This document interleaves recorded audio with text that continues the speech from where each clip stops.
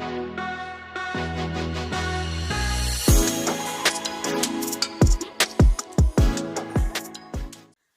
Number 3 business environment. आज हम करेंगे इसका रिवीजन। ठीक है, वन शॉट रिवीजन करेंगे, एक ही बारी में पूरा चैप्टर हम रिवाइज करने वाले हैं। तो थोड़ा सा स्पीड फास्ट रहेगी, जो नहीं समझ आए बीच में रोक के पूछ लेना। ठीक है, तो सबसे पहले स्टार्ट करते हैं बिजनेस एनवायरनमेंट के मीनिंग से। देखो, जब हम बात कर रहे हैं, हमारे चैप्टर का नाम है बिजनेस एनवायरनमेंट, यानी कि यहाँ हम जानने वाले हैं कि एक बिजनेस किस तरीके के माहौल में काम करता है। देखो, एनवायरनमेंट का मतलब ये है ना, यहाँ एनवायरनमेंट का मतलब नेचुरल एनवायरनमेंट से तो नहीं है।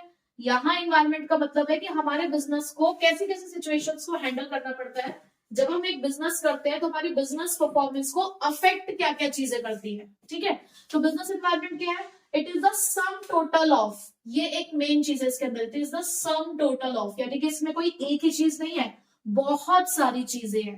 किस चीज के बारे में बात हो रही है यहाँ पे? Of all the individuals, institutions and other forces that are outside the control of business, यानी कि ये कोई individuals हो सकते हैं, institutions हो सकते हैं, या उसके अलावा भी कोई और फैक्टर्स हो सकते हैं जो बिजनेस के कंट्रोल से तो बाहर है, बट दैट में अफेक्ट इट्स परफॉर्मेंस, लेकिन वो उसकी परफॉर्मेंस को जरूर अफेक्ट कर सकते हैं।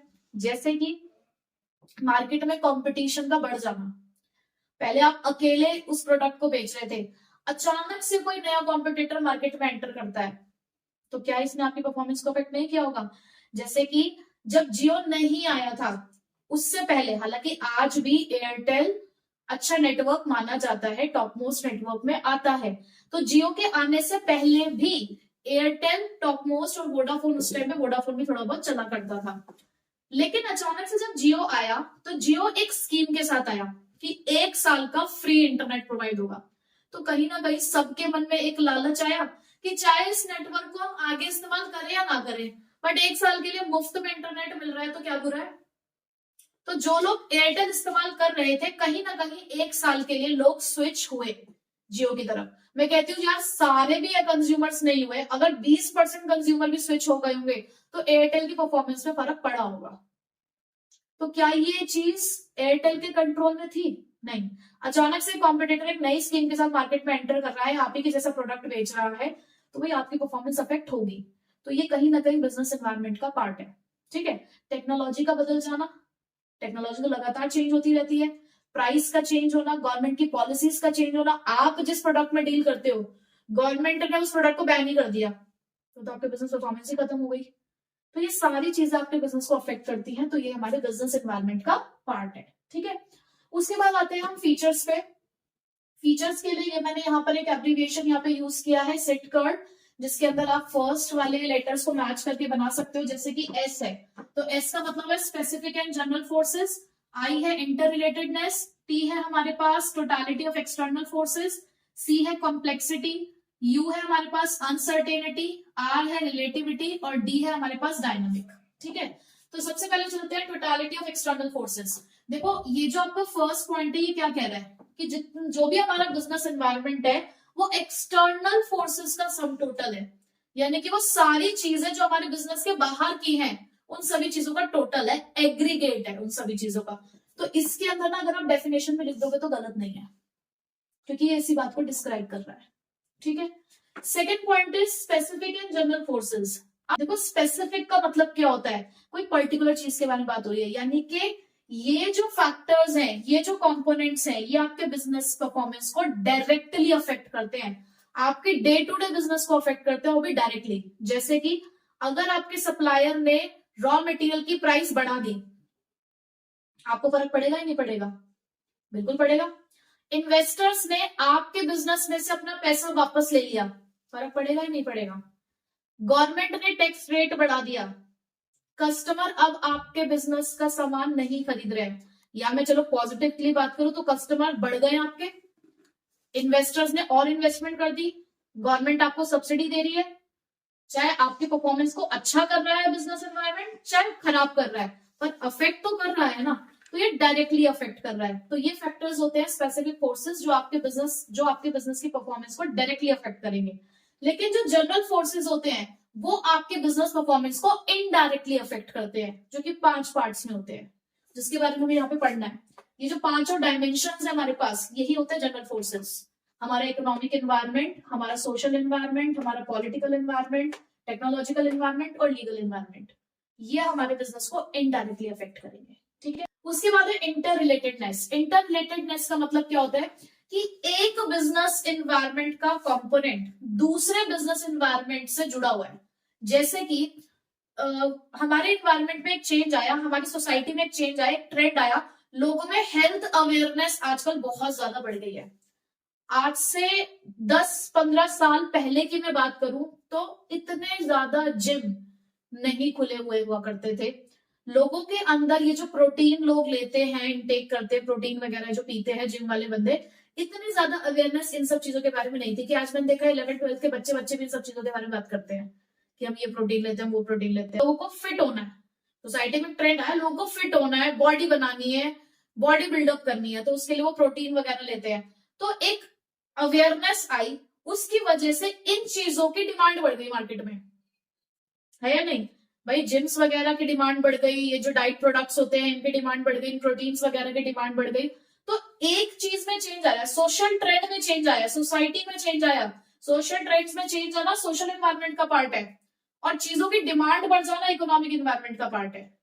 या अगर हेल्थ अवेयरनेस है, लोग हेल्थ कॉन्शियस हो रहे हैं, तो वो लाइफ एक्सपेक्टेंसी को बढ़ाएगा, तो लाइफ एक्सपेक्टेंसी हमारी इकोनॉमिक एनवायरनमेंट का पार्ट है। तो एक का चेंज दूसरे को अफेक्ट करता है, तो इसका मतलब आपस में कैसे है, ये इंटर रिलेटेड है। उसके बाद डायनामिक है, बिजनेस एनवायरनमेंट टोटली डायनामिक है। इधर आ जाओ, बिजनेस एनवायरनमेंट टोटली डायनामिक है। डायनामिक का मतलब क्या है, आज कैसा है कल कैसा होगा कुछ नहीं कह सकते। आज आपका बिजनेस बहुत बढ़िया चल रहा है, आपके प्रोडक्ट की डिमांड मार्केट में बहुत बहुत अच्छी चल रही है, अचानक से ऐसा हुआ कि गवर्नमेंट की तरफ से एक नेगेटिव इशू आ गया आपके प्रोडक्ट के लिए, तो जो बिजनेस अच्छा खासा चल रहा था वो डाउन चला जाएगा। इसका मतलब क्या होता है, लगातार बदलते रहना। आपके बिजनेस की सिचुएशन लगातार बदल रही है, और देखो आपको भी अपना बिजनेस लगातार बदलना होगा। आप मुझे कोई भी ऐसा बिजनेस बता दो जो आज से 10 साल पहले जैसा था आज भी वैसा ही है, ऐसा कोई बिजनेस नहीं देखने को मिलेगा आपको। जो आज से 10 साल पहले वो जैसे काम कर रहे थे वो आज भी वैसे ही काम कर रहे होंगे। हर कोई इन्वायरमेंट के अकॉर्डिंग खुद को बदल रहा है, चाहे मोबाइल फोन्स देख लो, इलेक्ट्रॉनिक आइटम्स में कोई और चीज देख लो, खाने पीने की चीजें देख लो, स्टेशनरी की चीजें देख लो, हर चीज में बदलाव आ चुका है, हर चीज में। ठीक है, और एक दो एक्सेप्शंस तो होते ही हैं फिर भी। उसके बाद अनसर्टेनिटी। अनसर्टेनिटी मतलब जिसको आप प्रिडिक्ट नहीं कर सकते, जिसके बारे में आप सोच नहीं सकते कि यार ऐसा भी कुछ हो सकता है। तो बिजनेस एनवायरनमेंट अनसर्टेन है। हाँ, हम थोड़ा सा प्रिडिक्शन कर सकते हैं, ट्रेंड को देखकर, भाई जैसे जैसे चीजें चल रही हैं उसको देखकर थोड़ा सा अनुमान लगा सकते हैं कि शायद इन फ्यूचर ऐसा हो सकता हो, बट एग्जैक्ट ऐसा ही होगा ये हम नहीं कह सकते। तो बिजनेस एनवायरनमेंट अनसर्टेन है। अनसर्टेन मतलब कि क्या फ्यूचर में होने वाला है उसको आप क्लियरली प्रिडिक्ट, एग्जैक्टली प्रिडिक्ट आप नहीं कर सकते। ठीक है, उसके बाद कॉम्प्लेक्सिटी। कॉम्प्लेक्स है क्यों, क्योंकि बहुत सारी चीजें। आपने यहाँ पर क्या पढ़ा कि business environment is a sum total, कोई एक चीज नहीं है बिजनेस एनवायरनमेंट में। देखो, इकोनॉमिक एनवायरनमेंट का अलग इंपैक्ट पड़ता है, सोशल का अलग इंपैक्ट पड़ता है, टेक्नोलॉजिकल का अलग इंपैक्ट पड़ता है। तो अगर आप पांचों को सोचोगे आप एक बारी में पढ़ लूं तो नहीं हो सकता, आपको पांचों के इंपैक्ट को अलग अलग पढ़ना है। तो इसीलिए क्योंकि यहाँ पे बहुत सारी चीजें हैं तो इसलिए बिजनेस एनवायरनमेंट एक कॉम्प्लेक्स है। अगर आपको इसे समझना है तो आपको इसे पार्ट्स में डिवाइड करके ही समझना होगा। ठीक है, उसके बाद है रिलेटिविटी। लेकिन बिजनेस एनवायरनमेंट एक रिलेटिव कंसेप्ट है जो रीजन टू रीजन वेरी करता है। यानी कि अगर हम चीजों की डिमांड के बारे में बात करें, जैसे कि जैसे आपकी मैं बुक का एग्जांपल ही लेकर चल रही हूँ फिलहाल, कि हमारे इंडिया के अंदर जो इंडियन ट्रेडिशनल ड्रेसेस हैं वो हमारे ट्रेडिशन का पार्ट है, हमारे कस्टम का पार्ट है। ठीक है, तो इन चीजों से कि साड़ी की डिमांड हमारे इंडिया में बहुत ज्यादा है। वहीं पे अगर मैं फ्रांस की बात करूं तो उनका कस्टम नहीं है, उनका ट्रेडिशन नहीं है, वहां पे ये चीजें नहीं चलती, तो वहां पे उसकी डिमांड ऑलमोस्ट निल है। ठीक है, हमारे यहाँ के जो लोग हैं वो टी लवर्स कहलाते हैं, है ना, चाय बहुत पसंद है लोगों को। वैसे भी सर्दी का मौसम है तो कोई चाय पूछे तो हम बिल्कुल भी मना नहीं करते हैं। कॉफी और चाय में से अगर हमारे इंडियंस को चॉइस मिले तो मैं ये कहूंगी कि मेरे ख्याल से तो शायद 60-80% लोग चाय को ही प्रेफर करेंगे। लेकिन बाहर की कंट्रीज में अगर उनको ये चॉइस मिलती है तो दे प्रेफर कॉफी। ये है या नहीं? तो यहाँ पे रिलेटिविटी है नहीं कि बाहर की कंट्रीज में कॉफी की डिमांड ज्यादा होगी, हमारे यहाँ पर टी की डिमांड ज्यादा है। ठीक है, तो ये कहता है रिलेटिव कॉन्सेप्ट कि आपकी कंडीशन के अकॉर्डिंग डिपेंड करता है कि वहां का बिजनेस एनवायरमेंट कैसा होगा। ठीक है, ये कंडीशंस एनवायरमेंटल कंडीशंस हो सकती है। ठीक, फीचर्स क्लियर। नेक्स्ट आते हैं इंपॉर्टेंस पे। इंपॉर्टेंस के लिए यहां मैंने बनाया है क्रॉपिट, जहां पर सी है coping with rapid changes, R है रिसोर्सेज के लिए यानी कि tapping with useful resources, O है आपके लिए आइडेंटिफाइंग द अपॉर्चुनिटीज वाला, पी है आपके लिए planning and policy formulation, I है आपके लिए इंप्रूविंग द परफॉर्मेंस और टी है आपके लिए आइडेंटिफाइंग द थ्रेट्स। ठीक है, तो सबसे पहले पॉइंट की तरफ चलते हैं कि business environment enables the firm to identify the opportunities and getting the first mover advantage. अब सबसे पहले हम यहाँ पे समझेंगे कि अपॉर्चुनिटीज का मतलब क्या होता है। अपॉर्चुनिटीज वो पॉजिटिव एक्सटर्नल ट्रेंड है जो आपकी बिजनेस परफॉर्मेंस को इंप्रूव करता है। यानी कि अगर आपने आने वाली अपॉर्चुनिटीज को टाइम से पहचान लिया तो आप अपने कॉम्पिटिटर से आगे बढ़ जाएंगे और ये जो लिखा है ना फर्स्ट मूवर एडवांटेज, आपको बेनिफिट मिल जाएगा उस चीज का। क्योंकि देखो अपॉर्चुनिटी सबके सामने है, कौन पहले पहचानता है ये उस पर डिपेंड करता है।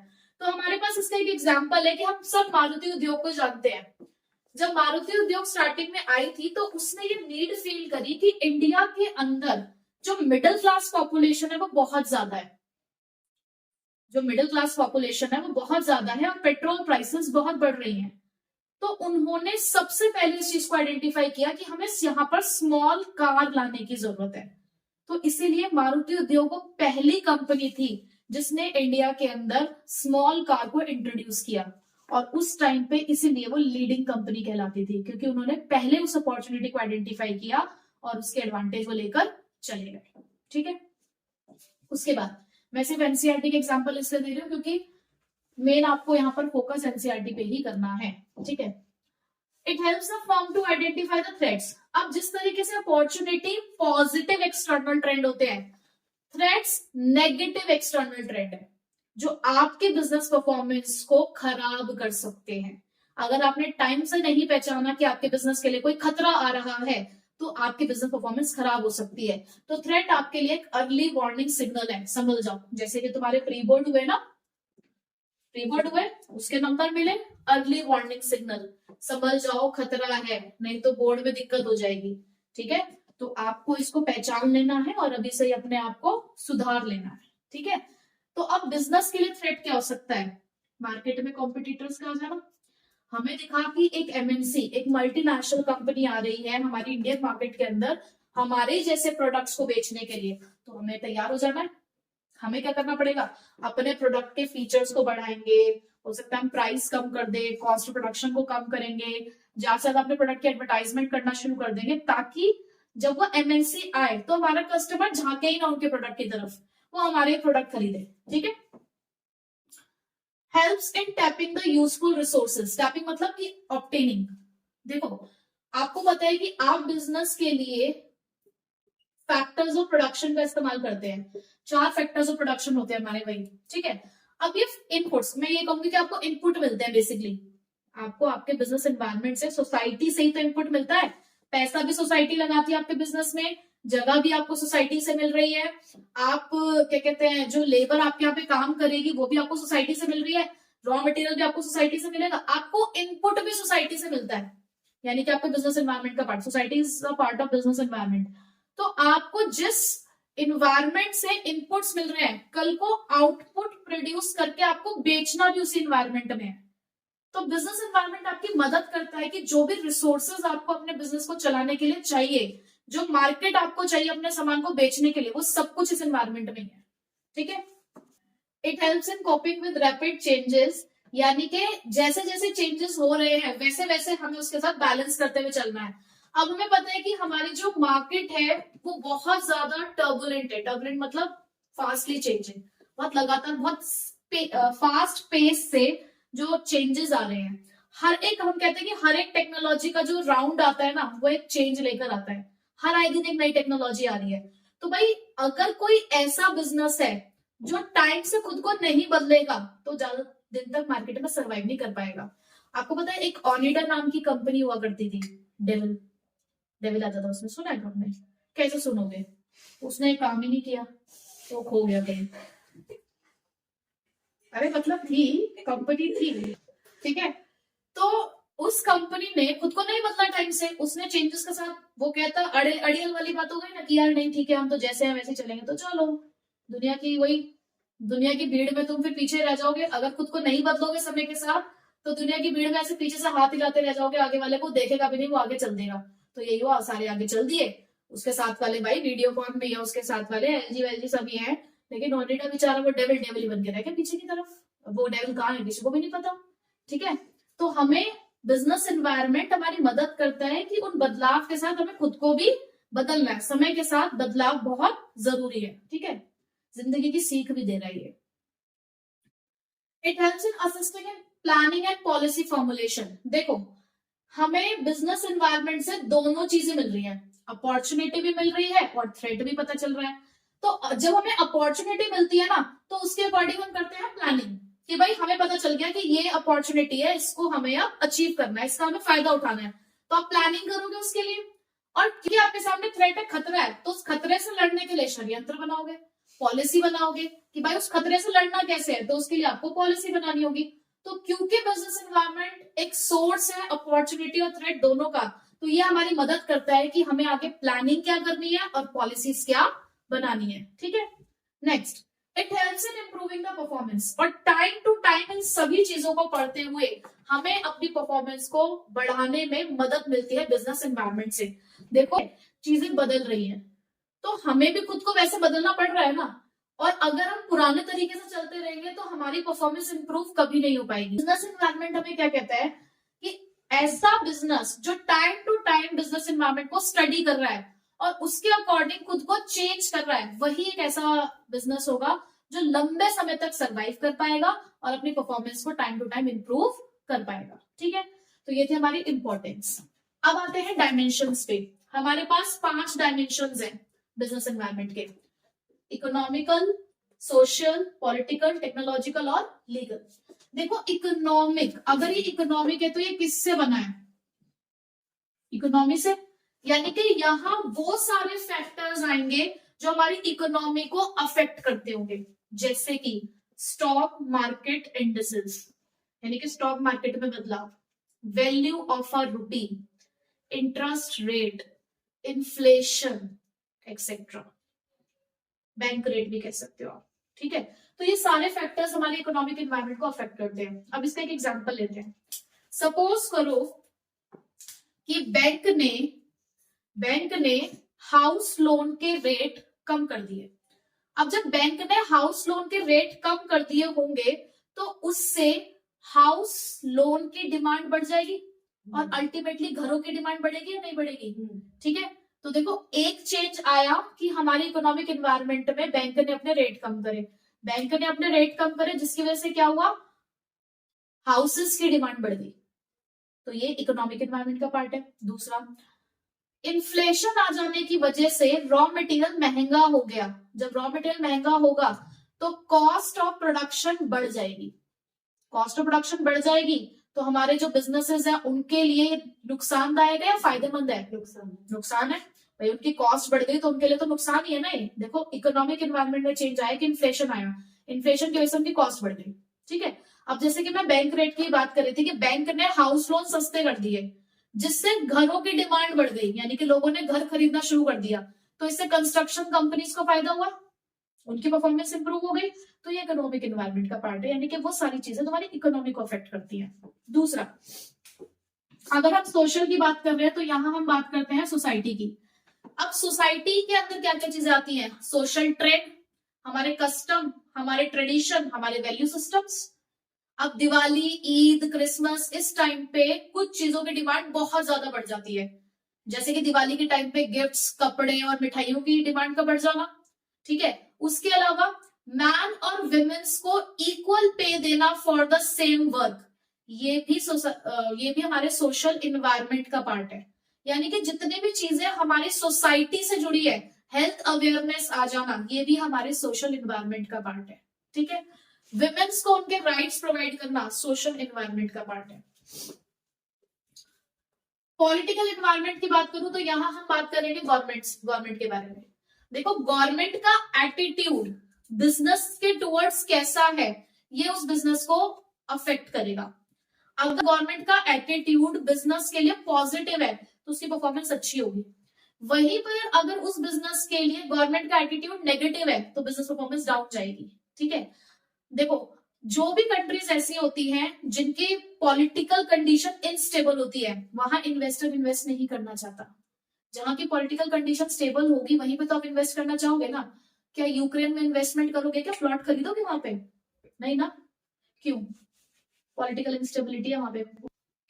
तो पॉलिटिकल स्टेबिलिटी और पॉलिटिकल इंस्टेबिलिटी ये दो फैक्टर्स हैं जो बिजनेस एनवायरनमेंट का पार्ट है, जो हमारे बिजनेस की परफॉर्मेंस को अफेक्ट करते हैं। अब जैसे कि इकोनॉमिक रिफॉर्म्स आए 1991 से पहले, गवर्नमेंट एक नेगेटिव एटीट्यूड रखती थी फॉरेन ट्रेड के लिए, अलाउड ही नहीं था, इंपोर्ट रिस्ट्रिक्शन लगा रखी थी, कोटा सिस्टम था। लेकिन 1991 में जब रिफॉर्म्स आए तो हमारी इकोनॉमी एक ओपन इकोनॉमी में कन्वर्ट हुई, ग्लोबलाइजेशन आया, गवर्नमेंट का एटीट्यूड चेंज हो गया बिजनेसेस के लिए। तो हमारे बिजनेसेस को अपॉर्चुनिटीज मिली कि फॉरेन मार्केट्स में जाकर भी वो अपना सामान बेच पा रहे हैं। ठीक है, तो ये हमारे पॉलिटिकल एनवायरनमेंट का पार्ट है। जब हम टेक्नोलॉजिकल एनवायरनमेंट की बात करेंगे तो हम इनोवेशंस के बारे में बात करेंगे। इनोवेशंस, इन्वेंशंस, किसी भी चीज की डिस्कवरी। जब पहले हमें मूवी देखने जाना होता था तो वो जो मूवी हॉल्स हुआ करते थे वहां पे कई बार कोई जैसे अच्छी मूवी लगी है तो बहुत लंबी लंबी लाइनें लगी होती थी, उसी दिन जाके टिकट लेनी पड़ती थी। लेकिन आजकल क्या होता है, फोन में ये तक देख लेते हैं कि शो कब का है, आगे पीछे कौन सी सीट है, अगल बगल में सीटें भरी हुई है नहीं है, हर कुछ पता चल जाता है, सब कुछ। तो टेक्नोलॉजी तो है। आप एयर टिकट्स खुद बुक कर सकते हो, रेलवे टिकट खुद बुक कर सकते हो, और भी बहुत सारी चीजें। आप अपने बिल्स खुद भर सकते हैं आज के टाइम में। पहले तो बिजली का बिल भी बिजली दफ्तर जाके भरकर आना पड़ता था, वहां पे भी लंबी लंबी लाइनें लगती थी। बैंक्स में ब्रांचेस में जाकर पैसे जमा कराने पड़ते थे, अब ऑनलाइन ट्रांसफर की हमारे पास फैसिलिटी है। बैंक बैलेंस जानना है तो घर बैठे देख सकते हैं। तो ये सब टेक्नोलॉजिकल एनवायरनमेंट का पार्ट है। ठीक है, तो क्या इनसे हमारे बिजनेस पे फर्क नहीं पड़ रहा? Online shopping, online products available है, सब कुछ आजकल। लीगल एनवायरनमेंट, अगर मैं लीगल एनवायरनमेंट की बात करूं तो ये जुड़ा है लॉज से। देखो लॉज का मतलब, देखो कोई भी बिजनेस के बिना रेगुलेशन के चलता होगा, बिना रूल्स और रेगुलेशंस के नहीं। गवर्नमेंट ने कुछ रूल्स और रेगुलेशंस बना रखे हैं, चाहे वो हमारी सेंट्रल गवर्नमेंट ने बनाए हो, स्टेट गवर्नमेंट ने बनाए हो, या हमारी जो लोकल गवर्नमेंट है उन्होंने बनाए हो। आप गलत काम करोगे तो लॉ बनाना पड़ेगा, और अगर कोई बंदा इस लीगल एनवायरनमेंट को फॉलो नहीं करता है तो वो लीगल कॉम्प्लिकेशंस में आ जाएगा।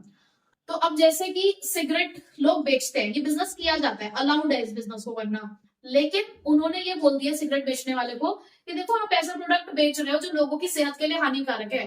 तो भाई उनको एक सिग्नल दे दो, एक स्टैट्यूटरी वार्निंग लिखी होती है उसके अंदर, that cigarette smoking is injurious to health, और एक गंदा सा फोटो भी लगाते हैं वो, कम से कम उसको देख के तो ये ना पिए, लेकिन जिसने फूकना है बीड़ी तो फूकेगा ही, है ना। इसको पीना है वो पिएगा, लेकिन फिर भी कंपनी ने अपनी तरफ से अपना हाथ पल्ला झाड़ लिया कि देखो भाई हमने तो बता दिया तुम्हें, अब तुम्हें खुद अगर इस मौत के दलदल में फंसना है तो फंसो, हमें कोई दिक्कत नहीं है। तो वो बता रहे हैं, तो क्यों बता रहे हैं, इन्होंने कहा है ऐसा। आपको मैंने ये भी बताया था, राइट टू इन्फॉर्मेशन, मैंने आपको क्या बताया था, हर एक कंज्यूमर के पास ये राइट है कि जिस भी प्रोडक्ट को वो कंज्यूम कर रहा है उसके बारे में उसको पूरी इन्फॉर्मेशन मिले, यानी कि लेबलिंग का जो फीचर निकल कर आया। तो वो क्यों है, लीगली उनके ऊपर बाउंडेड है कि उन्हें प्रोवाइड करनी है बात। ठीक है, तो लीगल एनवायरनमेंट ये कहता है कि कोई भी सामान अगर आप बेचते हो तो जो उससे जुड़ा हुआ लॉ है आपको उसको फॉलो करना होगा। तो बहुत सारे एक्ट है हमारे पास, जैसे कि ट्रेडमार्क एक्ट है, कंज्यूमर प्रोटेक्शन एक्ट है। ठीक है, तो ये सारे एक्ट्स बनाए गए हैं किस लिए, भाई बिजनेस को रूल्स और रेगुलेशंस फॉलो करने हैं इसलिए। ठीक है, ठीक है।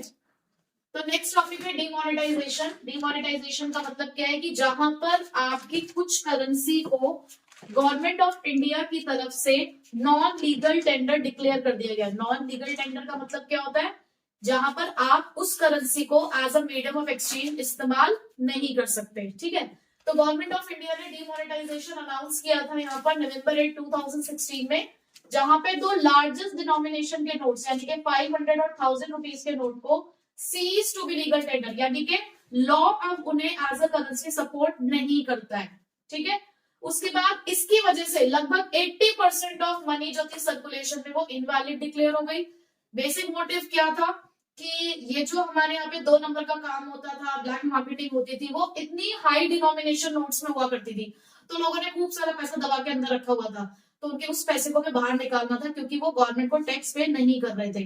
ठीक है, आप कमाओ, पैसा कमाओ, कोई दिक्कत नहीं गवर्नमेंट को, लेकिन उसके ऊपर टैक्स भी भरो। या फीचर्स है यहाँ पर इसके सीसीटीवी। अब सीसीटीवी का यहाँ पे इससे मतलब क्या है, पहले वाला सी है हमारा चैनलाइजर सेविंग। यहाँ पर हम चाह रहे थे कि जो भी लोगों के पास वेल्थ है, जो भी लोगों के पास मनी है, वो उसे बैंक में डिपॉजिट करें। जब उसे बैंक में डिपॉजिट करेंगे तो वो हमारी इकोनॉमी के सर्कुलेशन में आएगा, यानी कि वो फॉर्मल सेक्टर का पार्ट बनेगा। और जब वो फॉर्मल सेक्टर का पार्ट बनेगा तो आपका पैसा हमारी इकोनॉमी के काम आएगा, उससे होगी कैपिटल फॉर्मेशन।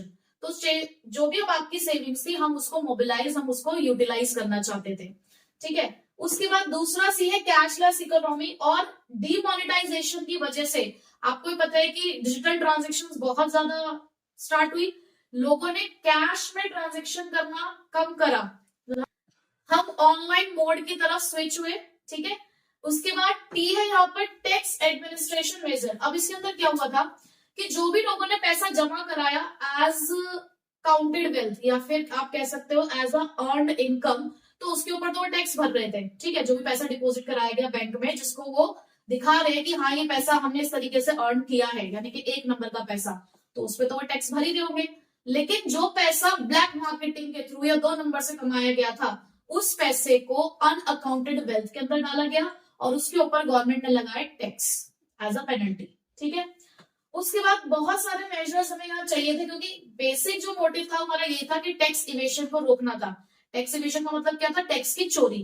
तो यहाँ पर हमारा ये एक फीचर रहा कि हम यहाँ पर करना चाहते थे जीरो टैक्स इवेशन। ठीक है, तो ये 4 इसके फीचर्स हो गए। उसके बाद इम्पैक्ट क्या हुआ डिमोनेटाइजेशन का, सबसे पहले मनी और इंटरेस्ट रेट की अगर हम बात करें, कैश ट्रांजेक्शन कम हो गई थी। अब ज्यादा से ज्यादा लोगों को ये कहा गया कि भैया पैसा बैंक में जमा करो, अपनी वेल्थ को काउंट करवाओ, अकाउंट कराओ, तो यहाँ पर बैंक डिपॉजिट्स बढ़ने लग गई थी, फाइनेंशियल सेविंग्स बढ़ने लग गई थी। यहाँ पे हमने पढ़ा ना कि हमें सेविंग्स को चैनलाइज करना था, तो फाइनेंशियल सेविंग्स बढ़ी।